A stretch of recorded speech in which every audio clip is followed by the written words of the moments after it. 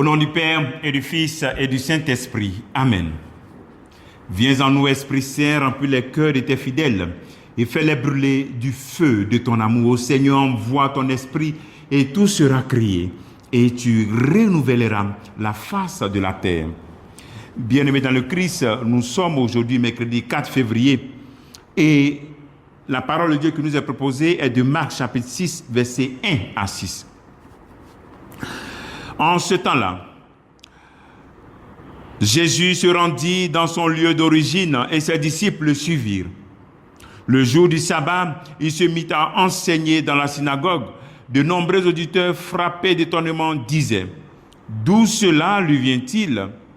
Quelle est cette sagesse qui lui a été donnée et ces grands miracles qui se réalisent par ses mains? N'est-il pas le charpentier, le fils de Marie et le frère de Jacques, de José, de Jude et de Simon? Ses sœurs ne sont-elles pas ici chez nous? » Et ils étaient profondément choqués à son sujet. Jésus leur disait, « Un prophète n'est méprisé que dans son pays, sa parenté et sa maison. » Et là, il ne pouvait accomplir aucun miracle. Il guérit seulement quelques malades en leur imposant les mains. Et il s'étonnait de leur manque de foi.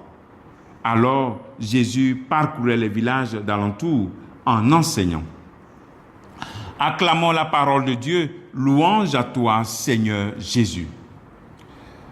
Cet évangile nous invite à faire attention à la familiarité que nous avons avec Jésus-Christ. La familiarité est bonne, mais elle peut voiler l'action de Dieu, ou bien même nous rendre aveugles. Dieu est tellement proche de nous que souvent même sa proximité, il y a un voile qui couvre notre capacité de savoir qu'il est là. Le Christ est venu dans le monde et on ne l'a pas reconnu.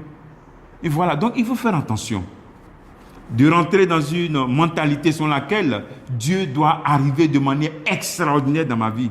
Et que les signes de la présence de Dieu dans ma vie, c'est quand il y a des choses extraordinaires. Non. Dans l'ordinaire de ta vie, Dieu peut faire de petites choses qui sont extraordinaires.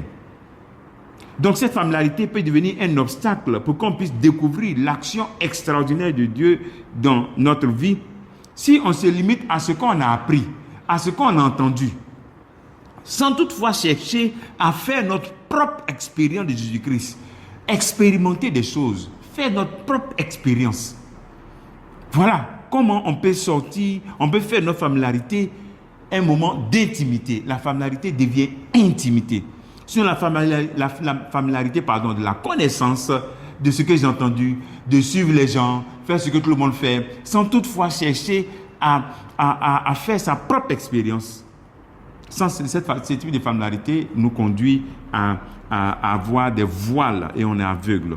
Donc c'est un appel à vivre chaque jour en accueillant l'extraordinaire action de Dieu dans ma vie. Dieu même chaque jour. Dans les petites choses, Dieu agit.